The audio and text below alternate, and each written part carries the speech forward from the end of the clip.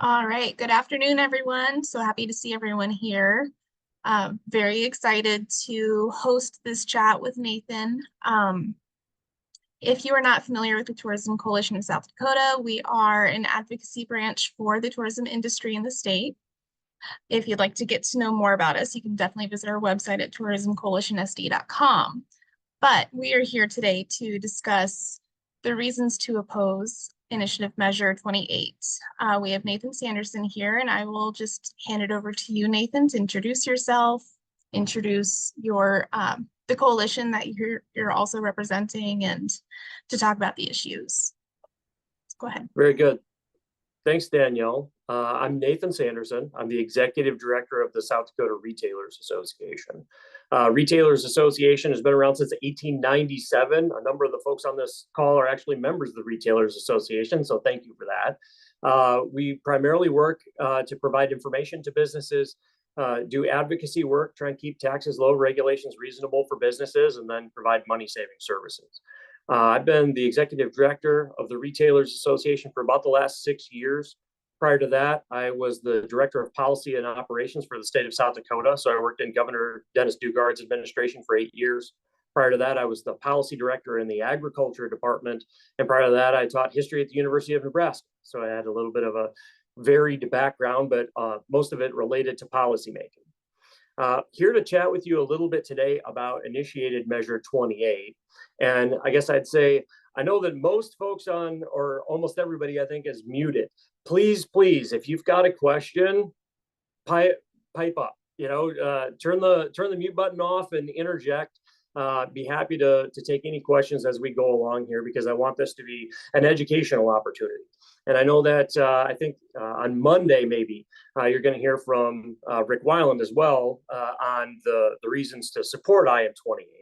I think based on our conversation today, I think it will be plainly obvious that there are some real fundamental flaws with IM 28. And I would certainly encourage the Tourism Coalition and each of your individual organizations to oppose it. So let's talk just a little bit about what this measure is and does. So this measure is 2 lines, and it's an initiated measure. And so it will go in South Dakota law, not in the Constitution. And it says this: notwithstanding any other provision of law, the state may not tax the sale of anything sold for human consumption except alcoholic beverages and prepared food. Municipalities may continue to impose such taxes. So if you are at your computer there, you can pull up the Secretary of State's website. If you go on the Secretary of State's website, you can pull up the various ballot measures so you can see all of this for yourself. But I want to focus on the language of the measure, because it's tremendously important how it is worded. So I'll start with the first sentence. The state may not tax the sale of anything sold for human consumption except alcoholic beverages and prepared food. Anything sold for human consumption is a tremendously broad phrase and includes much, much more than just food, more than just groceries. The proponents of this measure, including Rick Weiland, are framing this as, oh, this eliminates the sales tax on groceries. It is much, much broader than that. Let me show you why. In South Dakota law, if you're looking this up, you can certainly do so. It's South Dakota law 34-46-1. You can find that on the Legislative Research Council website. Go under laws 34-46-1. It defines tobacco product. And tobacco product is defined this way: any item made of tobacco intended for human consumption, including cigarettes, cigars, pipe tobacco, and smokeless tobacco and vapor products.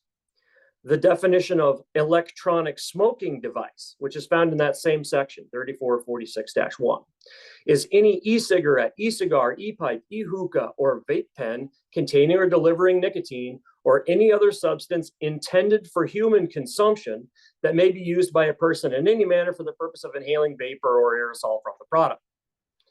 The definition of cannabis products, which is in 3420G-1, that's 3420G-1, defines cannabis products this way: any concentrated cannabis, cannabis extracts, and products that are infused with cannabis or an extraction thereof and are intended for use or consumption by humans.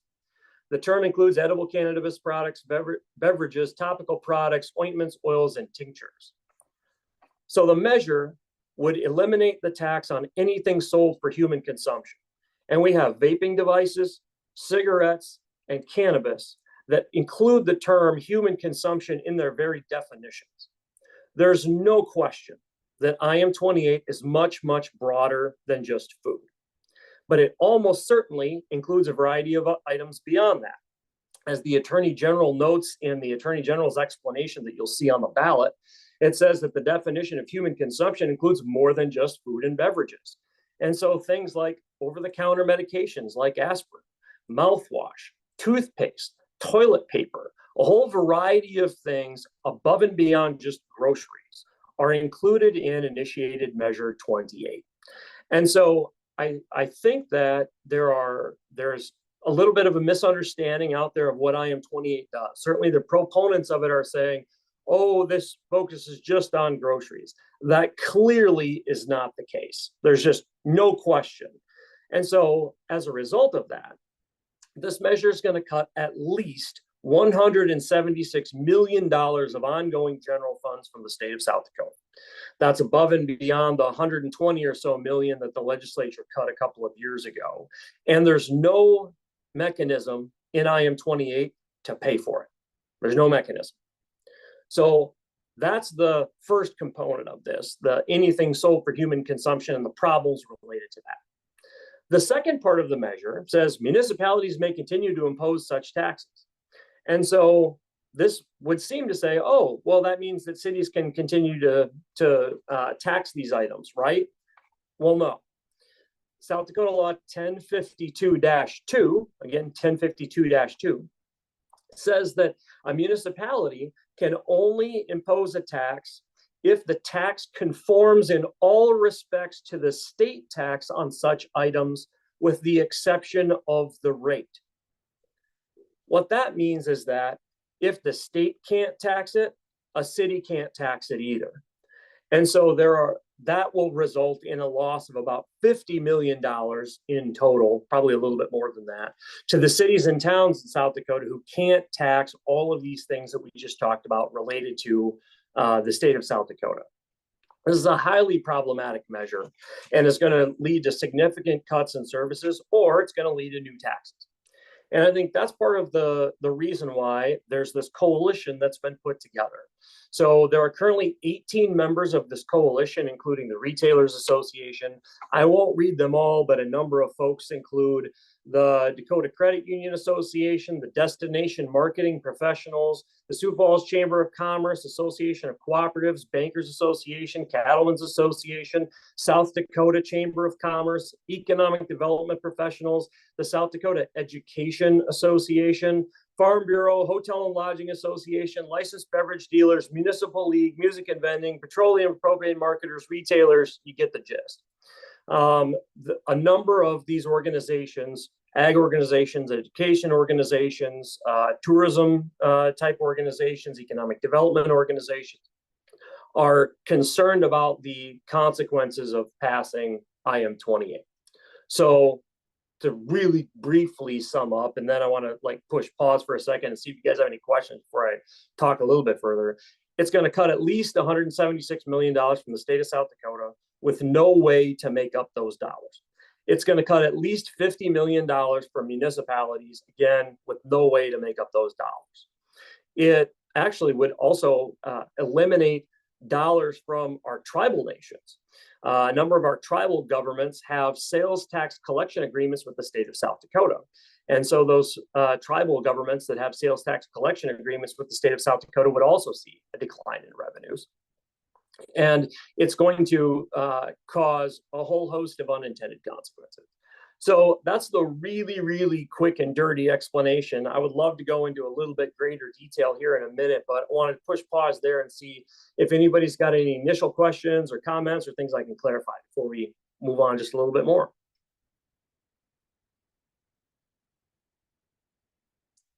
The question, one of the questions from Cassie is, how would this jeopardize the tourism funds? Well, good question. And I think it depends on what kind of tourism funds you're talking about. At the state level, this would cut at least $176 million. And so if this passes, you only have a couple of options. You can either find a new tax or an alternative tax, you can increase existing taxes, or you can eliminate sales tax exemptions. So one of the concerns that we have is that this is setting the state of South Dakota up for an income tax, meaning if you can't tax a whole variety of items with the sales tax, if that's no longer possible, how many years is it going to be before we start looking at alternative funding sources like an income tax? We don't support that. If you're looking at what are we going to cut, well, the big ones are going to be education and healthcare, because that's the big ones that currently receive the majority of state general fund dollars. And so that would be the likely place for it to go. Also, though, if you can't add a new tax, and I'll talk about that more in a minute, and if you can't find different funding sources, what you're going to look to is you're going to look to sales tax exemptions. And so like agriculture, for example, has a variety of sales tax exemptions, about $500 million worth for feed and seed and other inputs. Healthcare has a variety of exemptions. And as you all are very well aware, advertising has exemptions. And so from the state perspective, where the dollars are going to come from is unknown, but the money's going to come from somewhere. Related to like bed, board, and booze taxes, I don't think that that's going to directly impact those because alcoholic beverages are exempt. That being said, there's some question about whether or not services are included in this. And I don't know if they are or if they are not included. But if they are, yes, that would negatively directly impact tourism dollars. Second question. Laura asked, assuming this passes in November, when would it take effect? How long does the legislature have to react? So if it passes in November, it would go into effect in July. The legislature, of course, meets in January. One of the challenges with this, though, is that initiated Measure 28 would eliminate a tax. As you probably know, for those of you who've been around the legislative session, in order for the legislature to increase or to add a tax, it's a 2/3 majority vote of the legislature. So if the voters eliminate the tax in November, in order for the legislature to fix it, to change something, to increase the sales tax to offset it, for example, it would take a 2/3 majority vote of this highly conservative legislature. I mean, right now we have 94 out of 105 members of the legislature are Republicans. There's just no way that the legislature is going to increase a tax or get the 2/3 vote. And so that's part of the reason that we're concerned, is that this is going to be at least $176 million hole, in addition to what could happen with municipalities, and there's no good way to fix it. Question is details about how you estimated the impact of $170 million. Good question. So the $176 million number is very conservative, and that number only includes food and tobacco products. In any given year, the state of South Dakota collects about $22 million from the Tobacco Master Settlement Agreement and about $43 million in tobacco taxes, for a total of $65 million in tobacco. The balance of the $176 million is food, about $111 million. So you add 111 plus 65, you get $176 million minimum economic impact. I would also note our food number is much more conservative than you've seen, say, from the Legislative Research Council, which estimates an impact of about $123 million or so. Our number is more conservative because what we did was we took the formula that LRC used related to overall sales tax collections. What they did simply is take the overall sales tax collections times 7.4%, and then boom, that's the food number. We did that on the revised fiscal year 2025 figures. And because we're getting less and less dollars from the feds, we're collecting less and less general fund sales taxes as well. So we revised our number down accordingly. So 176 is 111 in food, which is, again, very conservative, plus $65 million in tobacco.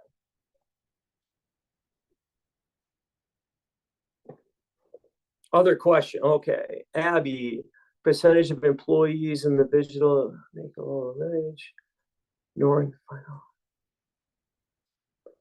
huge factor.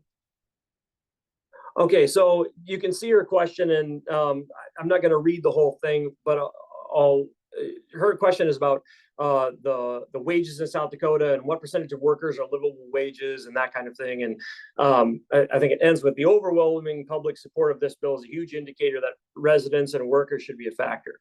Well, I'll say a couple things. First is, I don't know that it's true that there is overwhelming public support, and here's why. 20 years ago, this very same measure was on the ballot, and it had 66% of people said, yep, we support eliminating the tax on groceries. That was in May. And then in November, 2/3 of South Dakotans voted no, and it died. I think we're in a similar situation here. Currently, there's about 66% of South Dakotans, according to one poll, that support the idea of eliminating a tax. But what the question that they asked was, would you support eliminating the tax on groceries? That's not what this does.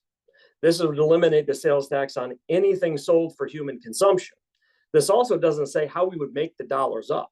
So in a silo, if we're not considering all of the sources of funding, if you're like, hey, would you rather pay a tax on food or would you not? Well, of course, everybody would say no. Why would I want to pay a tax on food? Well, what are your alternative funding sources and how are you going to make the dollars up? And I think that South Dakotans, by and large, are going to recognize the money is going to come from somewhere. And so you got to pick and choose. Also, the drafting of this is just so poor. It's so poor. If this thing passes, it's going to have this sort of ridiculous situation where we would pay sales tax on a rotisserie chicken, because that's prepared food, but not on cigarettes. And I think if any South Dakotans recognize that, they're going to realize that regardless of whether you support the notion of eliminating the sales tax on food or not, it's a really, really poorly drafted measure. Related to what percentage of employees in the visitor industry make wages below the livable wage, I couldn't say, but I will say this. The lowest income South Dakotans don't pay sales tax on groceries right now. SNAP is not included in sales tax, neither is WIC. And so if you use either of those two things, you're not paying a sales tax on those items. I'd argue voter turnout and support are different. I totally agree that voter turnout and support are different. Has the legislature looked at our huge budget surplus? Well, let's talk about that for a second too. The governor just announced that there was an $80 million budget surplus, which on a $7 billion budget is next to nothing. It's less, about 1%. I'd also say that the surplus that we have is not due to increased sales tax collections. It's because we got one-time money due to unclaimed property, which is a highly volatile revenue source that we can't depend on year to year, and because spending was lower. And so it's not because we're getting more revenue coming in. It's because we spent less, which is a good thing, right? We want the government to spend less, and because we got one-time money from unclaimed property. So we don't really have a huge budget surplus at all. Alternate funding in a temporary phase. I guess I'm not quite sure what that means. I'll come back to that if I get a little clarification. Is the governor supporting of this measure based on her previous support for similar proposal? Fantastic question. So in 2023, the governor put forth House Bill 1075. That bill was fundamentally different than this initiated measure in two ways. First, it referred to food and food ingredients, not anything sold for human consumption. So food and food ingredients are defined in state law and is very, very targeted towards basically groceries. So that was one way that's different. The second thing that the governor's bill did is it didn't eliminate the sales tax on food. It set the rate at 0. This is tremendously important for a couple of reasons. One is, I mentioned earlier, that municipalities can only impose the same a tax on the same items that the state can, with the exception of the rate. And so in the way that the governor's bill was drafted, House Bill 1075, municipalities would continue to be able to collect sales taxes on these items. As initiated measure 28 is drafted, it cannot. The governor has said that she continues to be supportive of the concept, but she's opposed to IM 28. And you can find that if you Google that. Ian Fury has said as much. Her head of the Bureau of Finance and Management has said as much. And so they are not supportive of this measure. Have you heard common programs or services city plan to cut or taxes they plan to increase to offset this measure if successful? Really good question. I mean, city general funds are exactly that, general funds. And so in order to balance your budget, you're going to have to cut things like recreation, streets, parks, pools, all of that kind of thing. Cities don't really have much in the way of ability to tax above and beyond the sales tax, other than maybe property taxes. And how you can fund property taxes are pretty limited. And so cities are really going to have a hard time if IM 28 passes.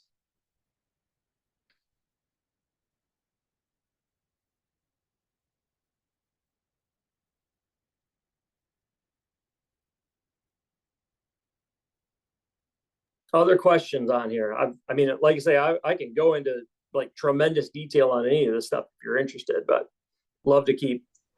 Hey, working. Nathan, Yeah. this is Justin Color up here.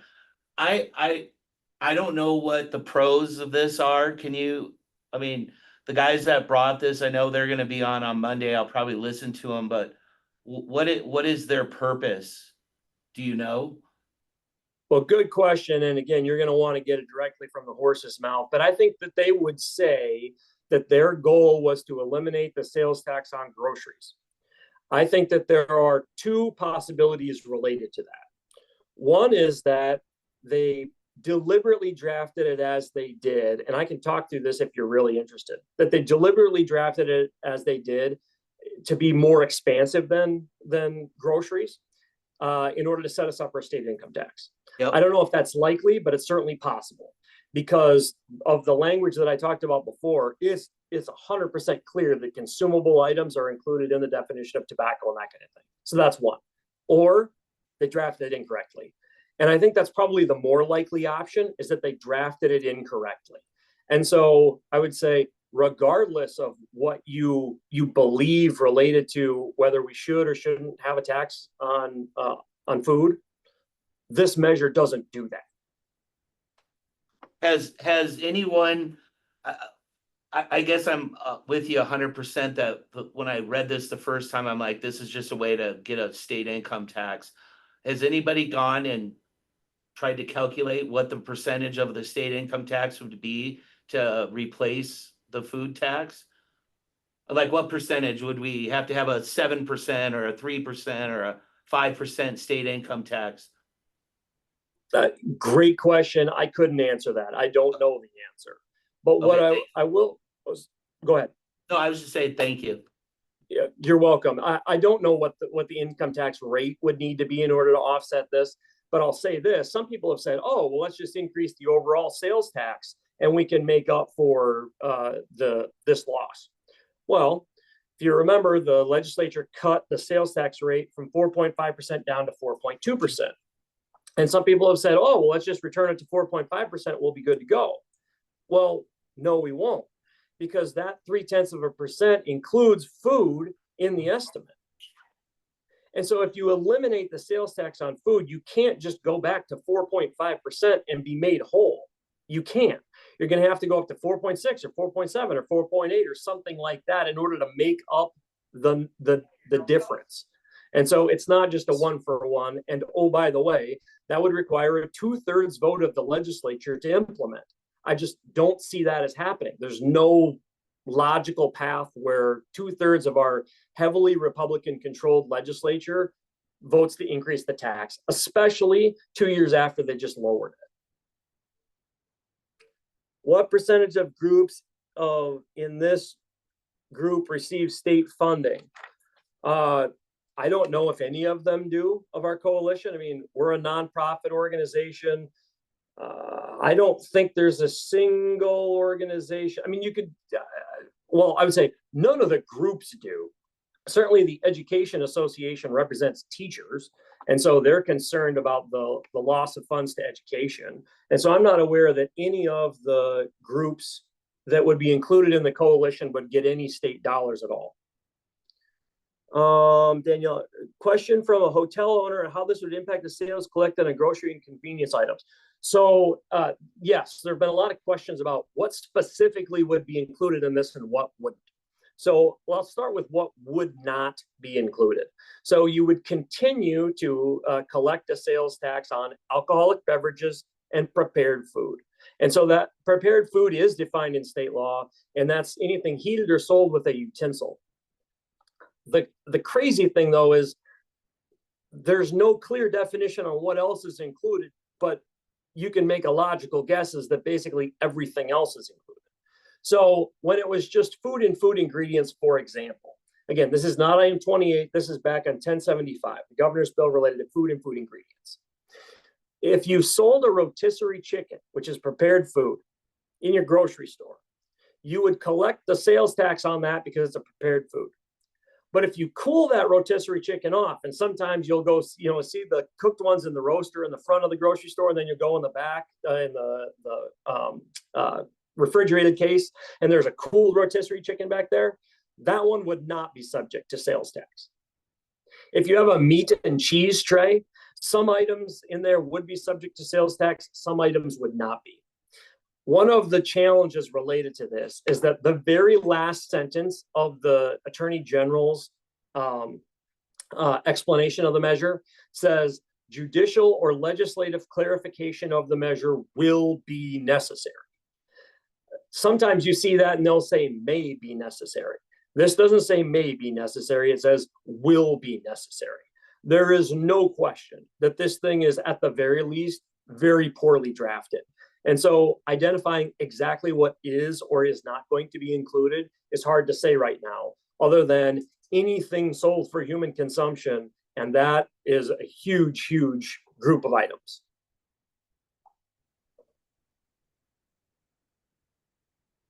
This is Mike Trier in Custer. Yeah, Mike, go ahead.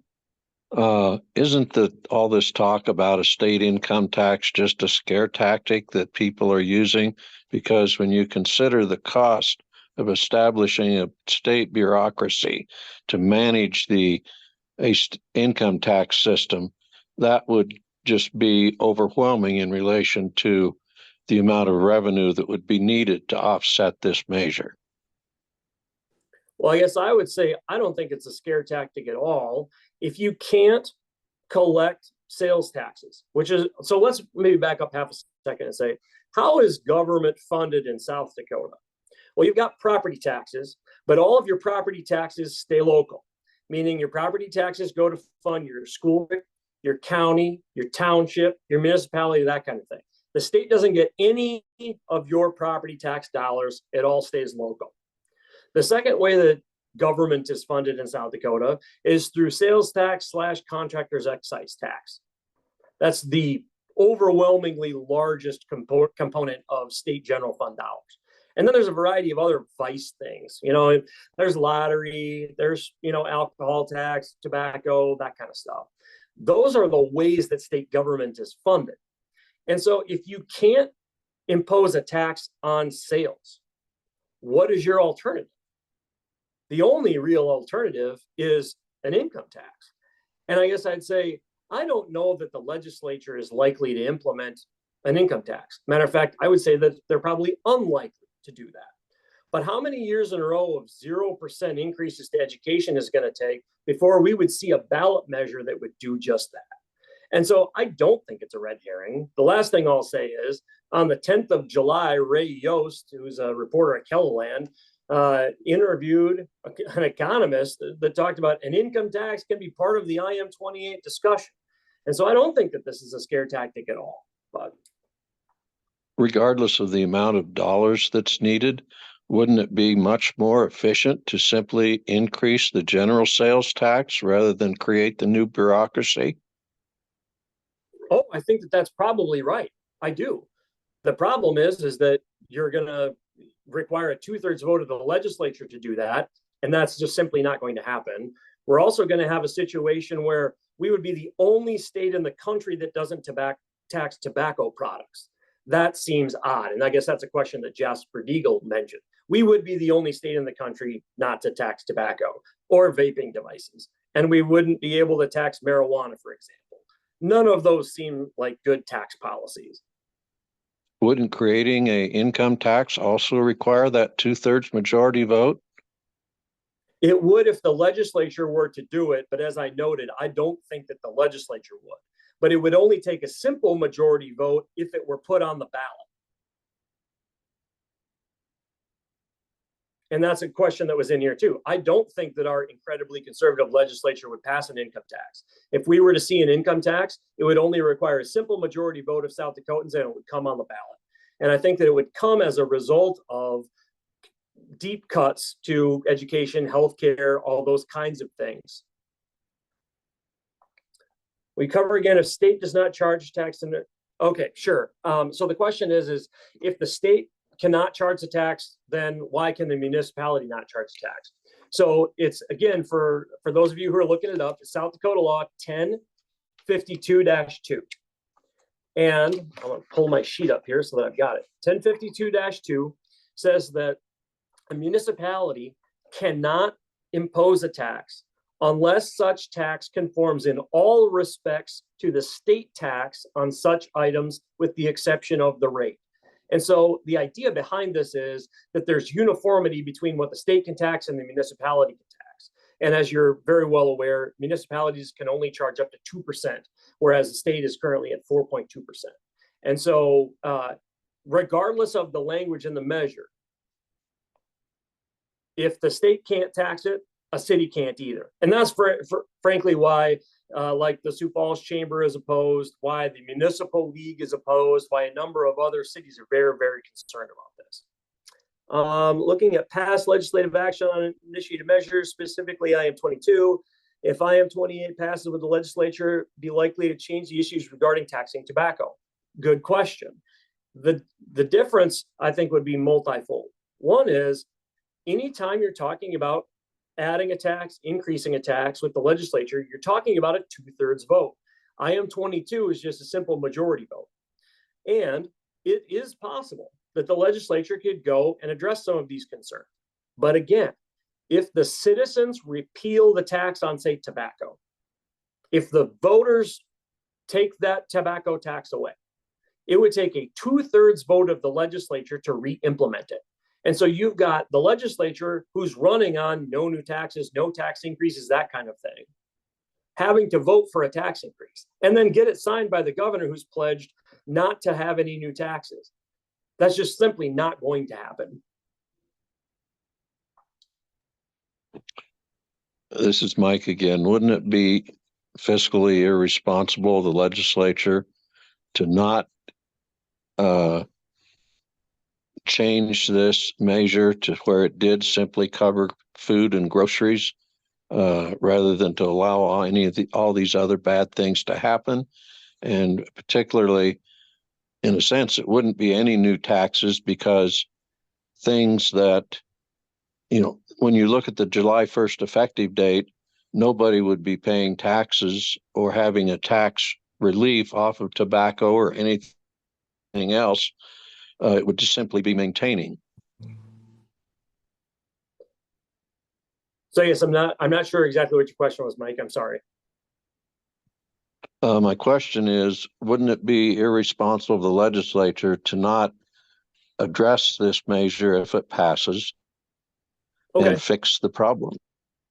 Well, I guess I'd start by saying I think it would be irresponsible to pass it. In the past, and based on some of the questions that we're getting here as well, I mean, there's been this narrative in the past that, oh, the legislature shouldn't change things that the citizens pass.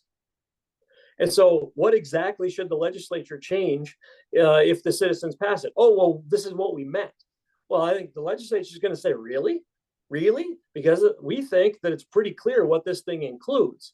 And I think if you look on Tuesday, this coming Tuesday, the Legislative Research Council is going to address the Joint Committee on Appropriations with updated fiscal estimates of what is going to happen if IM 28 passes. And so I think the legislature would say, we got a pretty doggone good idea of what's going to happen if this thing passes. And so if the citizens pass it, who are we to go and change it? That's been the critique of the legislature in the past, right? And so I don't know that they would see anything other than the citizens decided to eliminate the tax. Who are we to re-add a tax? Jared asked a question. If each consumer gets back $100 from the elimination of the grocery tax, doesn't it make sense that they would spend that money on other goods and services that are taxed? Doesn't mean the revenue impact will likely be much lower than $110 million. I guess I don't think that that's the case at all. I mean, there's not a one-to-one correlation to state tax revenues and the dollars that are spent there, right? And so it's not a one-for-one piece. And I'd be glad to talk offline, Jared, about the specifics of that. And I'm certainly familiar with some of the work that the Dakota Institute has done. I actually talked to Van Fishback a couple of weeks ago about sitting down with you guys on some of these things. But I think that the bottom line is, if this measure passes, you're going to see far, far, far, far less in revenues to your municipalities and to your cities. Rick, you unmuted. I wasn't sure if you're going to ask a question.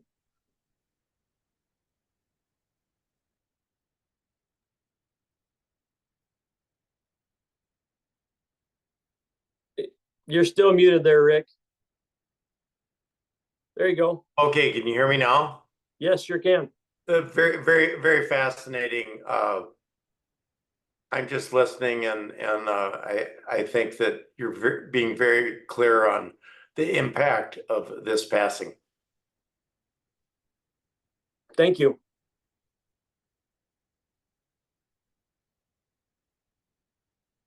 Other questions?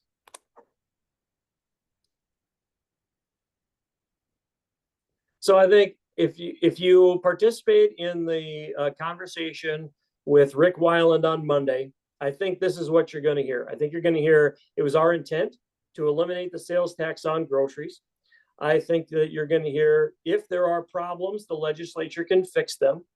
I think that they're going to say we didn't draft this to implement state income tax.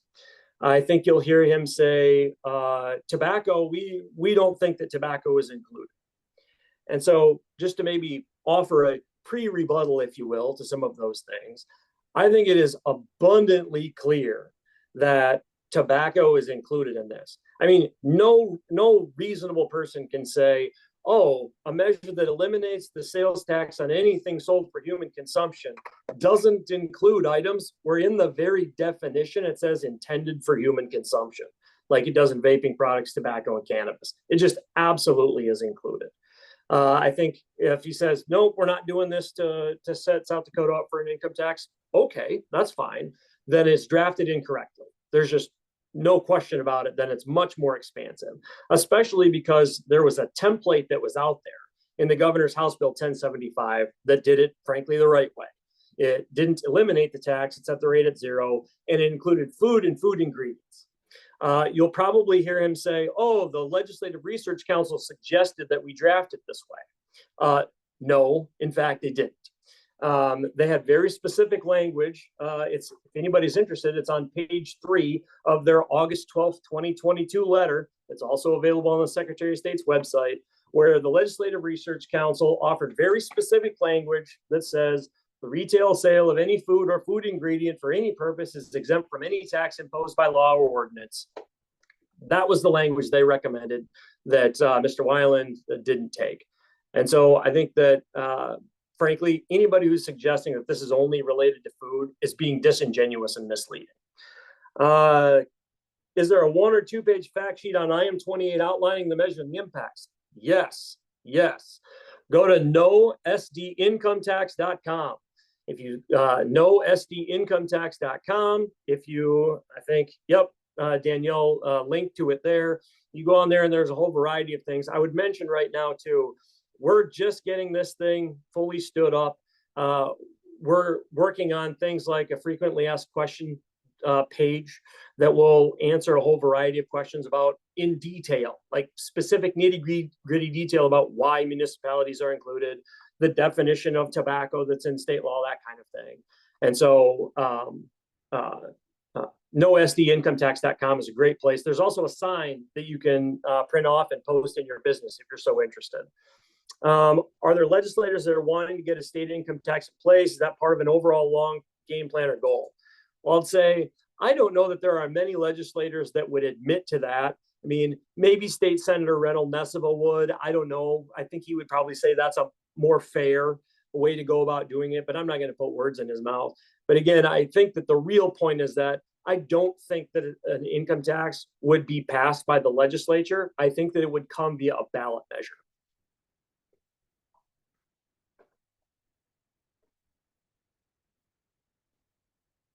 Is there anything that I missed? Did I skip anybody's question?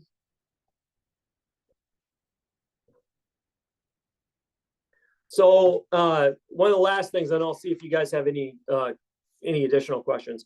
So this coalition, as I mentioned, we got 18 different organizations that are on board. We would love to have the Tourism Coalition join us as an opponent to IM 28. As noted, a ton of economic development organizations, a ton of municipalities, municipal organizations, the destination marketing professionals earlier this week came on board as an opponent, and we would love to have the Tourism Coalition come on board as well. Danielle has my contact information, and as do a number of you. Feel free to shoot me an email if you've got follow-up questions. If there's any information I can get you, I'd be more than happy to do so. So let us know how we can help. Thank you so much, Nathan.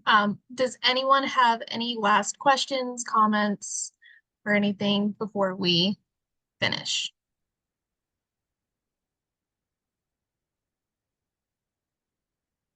And feel free to come off of mute if you'd like to speak it.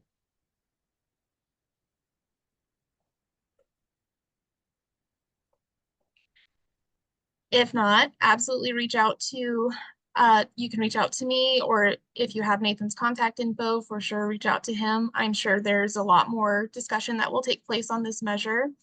For now, thank you so much, Nathan, for coming in here and speaking to us and elaborating on all of your concerns. We really appreciate the information and hope we can make the best informed decision.